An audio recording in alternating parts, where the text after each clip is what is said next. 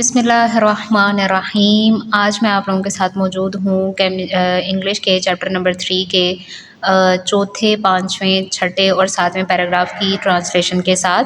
तो वीडियो को स्टार्ट करते हैं पैराग्राफ नंबर 4 से। N other major shift involves the blending of English with other languages and local expressions. N other का मतलब है एक और, मेजर का मतलब बड़ी, शिफ्ट का मतलब है तब्दीली, ब्लेंडिंग का मतलब है मिल जाना या मिक्स हो जाना किसी चीज़ का, लोकल का मतलब होता है मुकामी और एक्सप्रेशंस का मतलब है अंदाज़े इजहार। हम इस तरह करते हैं कि जो पैराग्राफ नंबर 4 है इसके जो मुश्किल अल्फाज मायनी है पहले इनको लिख लें अपनी किताब पर और फिर हम इसकी ट्रांसलेशन करते हैं।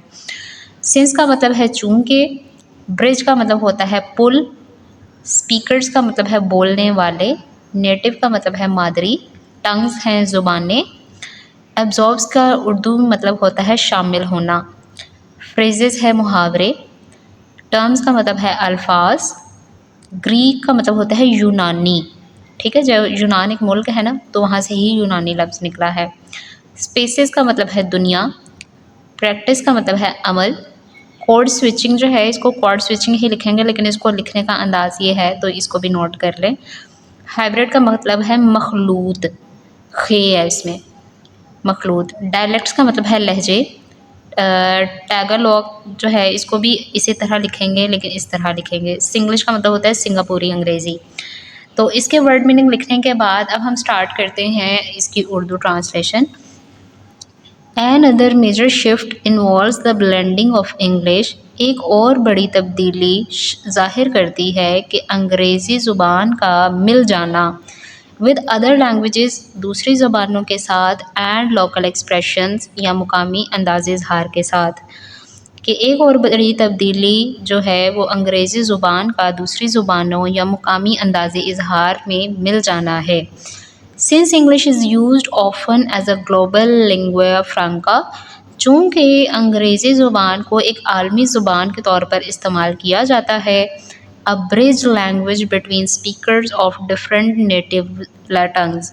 अब इस लाइन के देखें आपको वर्ड मीनिंग पता है, इसको इनको मिला के एक जुमला बनाने की कोशिश करें।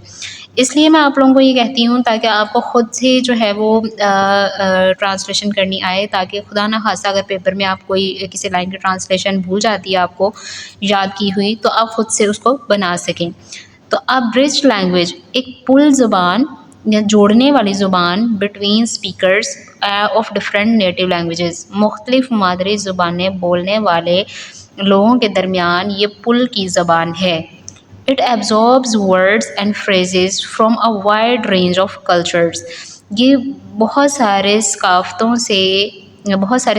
से मुख्तलिफ अल्फाज और मुहावरे अपने अंदर शामिल करती है।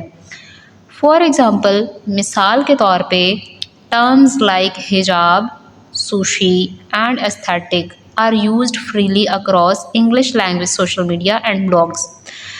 मिसाल के तौर पे अल्फाज जैसे कि हिजाब, सुशी और एस्थेटिक सोशल मीडिया और ब्लॉग्स की अंग्रेज़ी ज़ुबान में आज़ादाना तौर पर इस्तेमाल किए जाते हैं, even if they come from Arabic, Japanese और ग्रीक, जबकि इनका माखज़, कम फ्रॉम का मतलब होता है माखज़ के ये कहाँ से अल्फाज निकले हैं।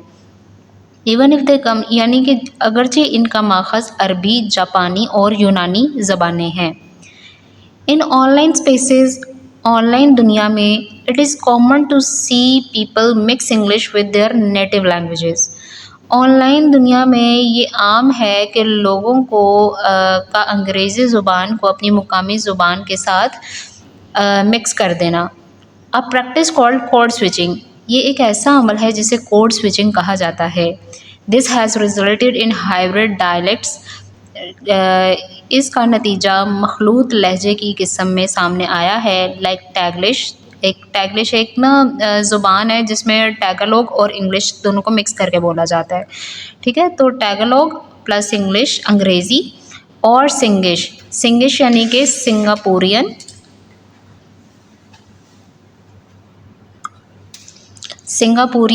English. showcasing the linguistic flexibility digital globalization has encouraged, جو ظاہر کرتا ہے کہ زبانی جو ڈیجیٹل عالمگیریت نے زبانی لچک عطا کی ہے۔ اب چوتھے چیپٹر کی نا ایک دفعہ میں ٹوٹل آپ کو ذرا ٹرانسلیشن بتا دیتی ہوں۔ ایک اور بڑی تبدیلی یہ ہے کہ انگریزی زبان کا دوسری زبانوں کے ساتھ یا مقامی انداز اظہار کے ساتھ مل جانا، چونکہ انگریزی زبان ایک عالمگیری زبان ہے، یہ بہت سارے مختلف مادری زبانیں بولنے والے لوگوں کے درمیان پل کا کام کرتی ہے۔ اس نے مختلف ثقافتوں سے بہت سارے الفاظ اور محاورے اپنے اندر شامل کر لیے ہیں۔ مثال کے طور پہ الفاظ جیسا کہ حجاب، سوشی، ایستھیٹک، سوشل میڈیا یا بلاگز پر انگریزی زبان میں آزادانہ طور پر استعمال کیے جاتے ہیں، جبکہ ان کا ماخذ عربی، جاپانی اور یونانی زبانیں ہیں۔ آن لائن دنیا میں لوگوں کا انگریزی زبان کو مقامی زبان کے ساتھ شامل کرنا ایک عام عمل ہے، اور اس عمل کو کوڈ سوئچنگ کہا جاتا ہے، اور اس کا نتیجہ مخلوط لہجوں کی صورت میں سامنے آتا ہے، یعنی ٹیگلش یا سنگاپوری انگریزی،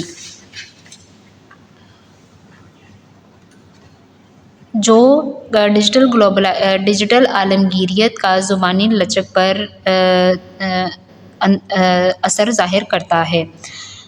پانچواں پیراگراف اب سٹارٹ کرتے ہیں۔ اس میں آپ ورڈ میننگ دیکھ لیں۔ گرامر ہے زبانی قواعد، انٹچڈ کا مطلب ہے چھوڑا ہوا، وائل کا مطلب ہے اگرچہ، ٹریڈیشنل روایتی، رولز اصول، اسٹل ابھی بھی، اپلائی لاگو، فارمل کا مطلب ہے رسمی، رائٹنگ کا مطلب ہے تحریر، ٹویٹنگ کا مطلب ٹویٹ کرنا، ریلیکسڈ اپروچ کا مطلب ہے زیادہ آسان، سینٹینس اسٹرکچر جملوں کی ساخت، پنکچویشن رموز اوقاف، کیریکٹرز حروف، لمیٹڈ محدود، یوزرز صارفین، اومٹ کا مطلب ہوتا ہے خارج کرنا، آرٹیکلز کا مطلب ہے حروف تعریف، پنکچویشن رموز اوقاف، کیپٹلائزیشن بڑے حروف، سیو کا مطلب بچانا، اسپیس کا مطلب ہے جگہ، ڈکلائن کا مطلب ہے کمی، اسٹینڈرڈز ہے معیار، اور آرگیو کا مطلب ہے قرار دینا، کریٹیو کا مطلب ہے تخلیقی، اور اڈیپٹیشن کا مطلب ہے موافقت۔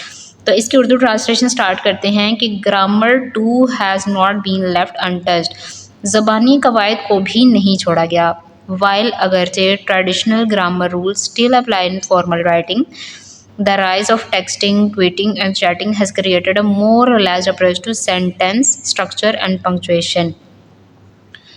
جبکہ روایتی قواعد کے اصول ابھی بھی رسمی تحریر میں لاگو کیے جاتے ہیں، جبکہ ٹیکسٹنگ، ٹویٹنگ اور آن لائن گفتگو نے زیادہ آسانیاں پیدا کر دی ہیں جملوں کی ساخت اور رموز اوقاف میں۔ On platforms like Twitter, where characters are limited, Twitter جیسے پلیٹ فارمز جہاں پر حروف محدود ہوتے ہیں، یوزرز آفن omit articles، صارفین عام طور پر خارج کر دیتے ہیں آرٹیکلز، حروف تعریف، پنکچویشن، رموز اوقاف، اور حتیٰ کہ بڑے الفاظ جگہ بچانے کے لیے۔ مثال کے طور پہ مثال کے طور پہ a sentence like I am going to the store might be shortened to going to store۔ مثال کے طور پہ ایک جملہ ہے I am going to the store، اس کو چھوٹا کر دیا گیا ہے going to store۔ While some see this as a decline in language standards، بعض لوگ اسے زبانی معیار میں کمی سمجھتے ہیں۔ Others argue that it reflects a creative adaptation to new communication tools، جبکہ بعض لوگ اسے نئے گفتگو کے انداز میں تخلیقی موافقت قرار دیتے ہیں۔ پانچویں کی میں دوبارہ سے کرتی ہوں۔ زبانی قواعد کو بھی نہیں چھوڑا گیا، اگرچہ روایتی گرامر کے اصول ابھی تک رسمی تحریر میں لاگو ہوتے ہیں، جہاں پر ٹیکسٹنگ، ٹویٹنگ یا پھر آن لائن گفتگو نے جملوں کی ساخت اور رموز اوقاف میں زیادہ آسانی پیدا کر دی ہے۔ ٹویٹر جیسے پلیٹ فارمز جہاں پر حروف کی تعداد محدود ہوتی ہے، وہاں پر صارفین جگہ بچانے کے لیے حروف تعریف، رموز اوقاف، بڑے حروف خارج کر دیتے ہیں۔ مثال کے طور پہ ایک جملہ I am going to the store چھوٹا کر دیا جاتا ہے going to store تک۔ جبکہ کچھ لوگ اسے زبانی معیار میں کمی تصور کرتے ہیں، جبکہ دوسرے اسے نئے گفتگو کے انداز میں تخلیقی موافقت قرار دیتے ہیں۔ چھٹا پیراگراف ہے فردر مور، مزید یہ کہ emoji use has added a visual element to a language. Visual کا مطلب ہے بصری، ایلیمنٹ کا مطلب ہے عنصر۔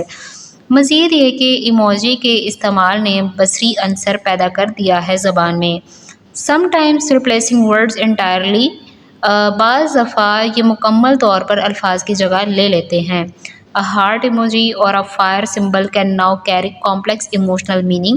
ایک دل کا ایموجی یا ایک آگ کی علامت ظاہر کرتے ہیں پیچیدہ جذباتی معنوں کو، ایکٹنگ لائک ماڈرن ڈے ہیلوگراف، جو کہ آج کل کے جدیدی تصویری علامتیں ہیں۔ تو اس کو دوبارہ سے کرتی ہوں۔ مزید یہ کہ ایموجی کا استعمال بصری عنصر، زبان کو بصری عنصر عطا کرتا ہے، بعض دفعہ یہ مکمل طور پر الفاظ کی جگہ لے لیتے ہیں۔ کون؟ ایموجیز۔ ایک دل کا ایموجی یا آگ کی علامت ظاہر کرتے ہیں پیچیدہ جذباتی معنوں کو، جو کہ آج کل کی تصویری علامتیں ہیں۔